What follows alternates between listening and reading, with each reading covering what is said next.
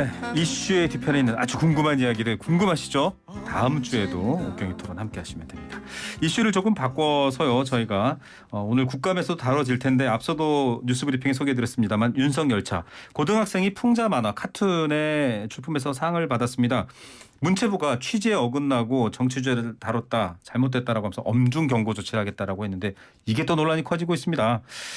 자, 이게 뭐 유상범 의원은 표절 얘기도 하고 있고 또 표절 자체를 또 의도했다라는 지금 해석도 나오고 있는데 어떻게 봐야 될지 좀 궁금한데요. 신 의원님부터 먼저 좀 얘기해 주시겠어요? 첫째는 이 대통령의 뜻을 지금 너무 어기고 문체부가 이렇게 하는 건 안 됩니다. 지금 대통령은 자유. 네, 후보 시절부터 자유라고 그러고 이번 유엔에 가서도 자유를 20번이나 외쳤는데 그리고 자유의 핵심은 표현과 언론이거든요. 네. 그러니까 이렇게 문체부가 대통령의 깊고 높은 뜻을 이해하지 못하고 엉뚱한 잘못이나 하고 이건 문체부가 오독한 거 아닌가 싶고요. 빨리 그만두는 것이 지금으로서도 현명한 일이고요. 이걸 또 그리고 뭐 고등학생 그러는데 아니 그 표현의 자유하고 나이하고 무슨 상관이 있어요? 네. 이게 싸우다가 말 맥히면은 너 나이 몇 살이냐? 뭐 이렇게 하는 거하고 지금 똑같은 논리니까 이것도 빨리 걷어들이고요. 그리고 토마스 열차를 베꼈다라고 그러는데요.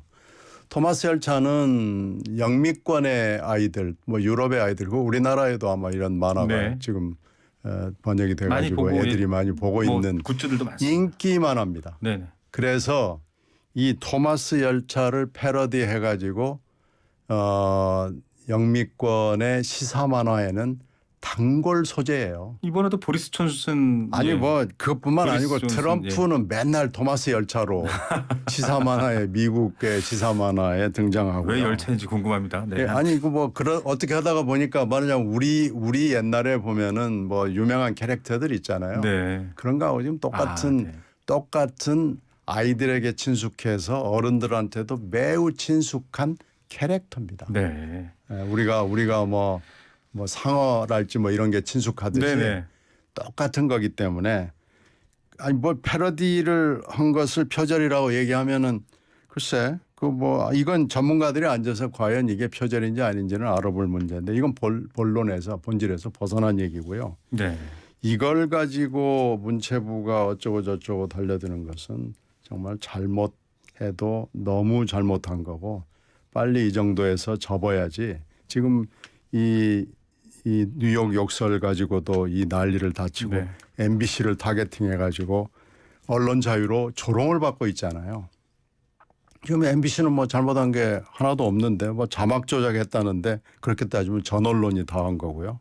정원 유착했다는데 또 뭐 그 반디캠으로 단톡방에 올렸다는데 이건 아무 근거도 없는 얘기를 해서 그 MBC를 지금 타겟팅해서 MBC를 어떻게 하겠다고 난리를 치는데 이건 언론 자유를 이렇게 훼손한 데 의해서 표현의 자유를 훼손한 지금 복수의 자유 훼손 사태가 일어난 데 대해서 이거 관계자들이 반성하고 책임져야 됩니다. 대통령의 국정이념인 자유를 이 관계 부처라든지 또 개개인들이 잘 모르는 건 아니냐. 지적이신지 욕 혼내시는 건지 섞여 있는 것 같습니다.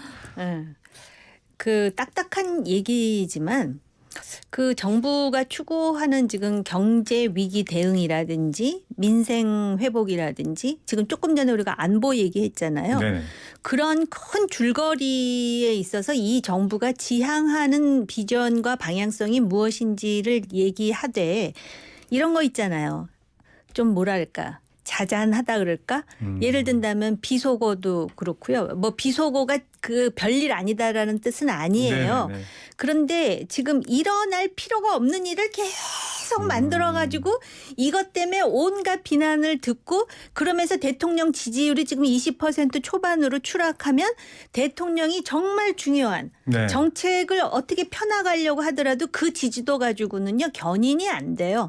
그런 차원에서 지금 이 조금 전에 감사원 얘기도 했지만 문체부 장관은 또 더군다나 언론인 네. 아니셨습니까?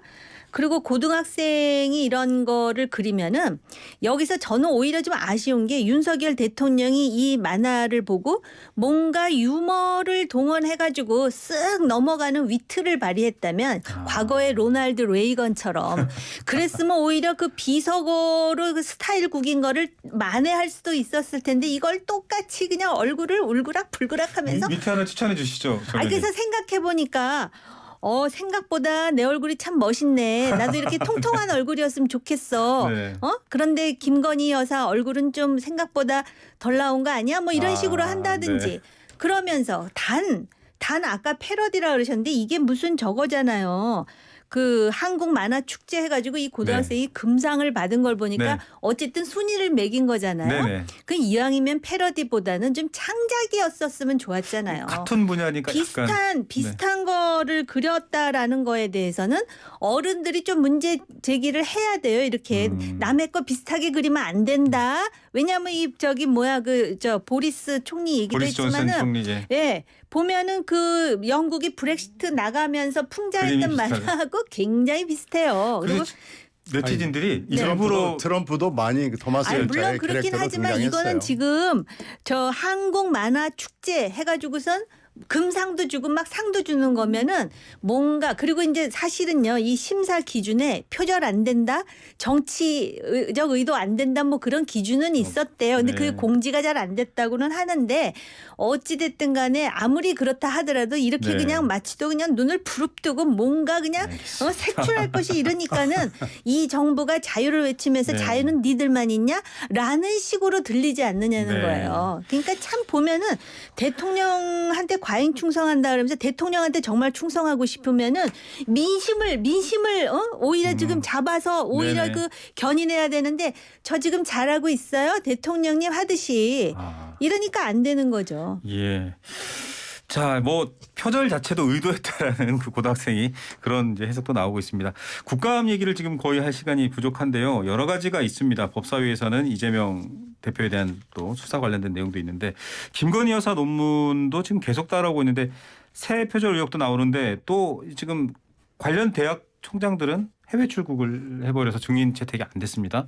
국감 상황들 두 분이서 좀 지적하실 만한 부분들 또 일부러 말씀해 주셔도 좋으니까요.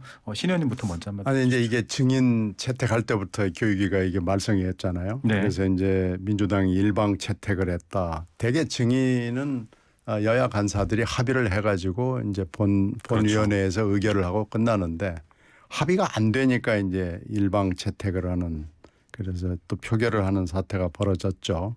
근데 그건 그 당시에 막 비난을 많이 받고 하고 뭐 서로 치고받고 했는데 지금 증인들이 다 도주하는 사태가 벌어졌단 말이에요. 네. 근데 이런 거 보면 증인 채택은 잘 됐구나 하는 것을 웅변으로 보여주는 겁니다.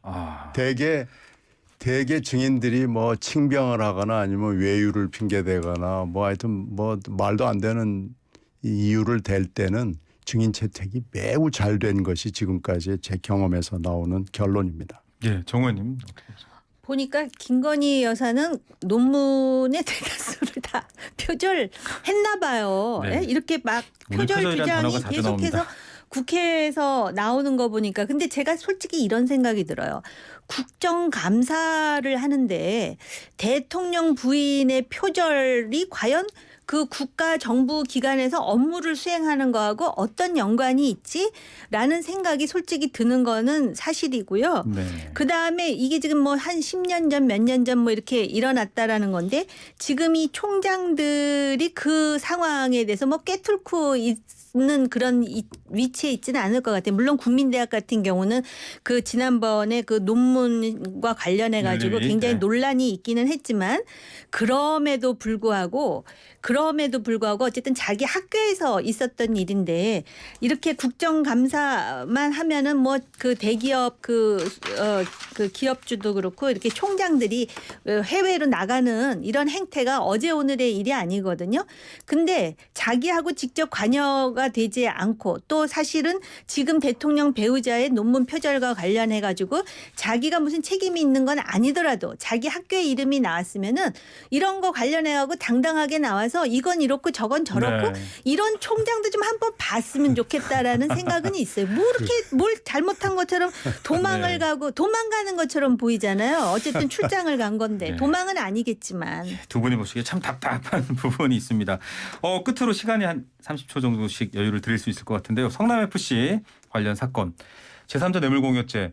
이게 뭐 정치적 이익으로 봐야 되냐 실제 금전적 이익은 있느냐 공방이 거셀 것 같습니다. 한 30초씩 드릴게요. 신현님. 그래서 지금 어저께 저녁 오늘 아침까지 나온 보도를 종합해 보면은 기소는 불가피해 보입니다. 기소를 네. 하겠다고 지금 마음 먹었으니까 이렇게 네네. 된 것 같고요. 이건 결국은 이제 법정에 가서 한번 따져봐야 되는데 제3자 뇌물죄가 성립되는지 안 되는지는 한번 살펴봐야 되겠죠. 네, 정 의원님. 제3자 뇌물 공여와 관련해 갖고 성남 FC가 공공기관은 아니잖아요. 네. 그리고 또 그 정치적 이득에 대한 그 이재명 대표가 당시에 또 뭐 발언한 그런 기록이 있다 뭐 이런 여러 가지 얘기도 나오고 또 여기서 나오는 게 정진상. 네. 정진상 유동규가 나오면은 과연 그것이 정진상 유동규 선에서 끝이는 것인지 아니면 그 윗선이 있는 것인지 한번 그 기소가 될지 안 될지에 대해서 저는 그 말할 수 있는 정도의 법 전문성은 없지만 이 문제에 대해서 진상을 확실히 밝히는 게 검찰들이 할 일이겠죠. 예. 자, 두 분의 시각으로 청문회를 보면 국정감사를 보면 참 답답하기도 하고 한편으로는 속 시원하기도 하고 여러 가지 감정이 교차하네요. 오늘도 두 분의 말씀 잘 들었습니다. 감사합니다. 네, 고맙습니다. 감사합니다. 네, 정호김 전 의원, 신경민 전 의원 두 분과 함께했습니다.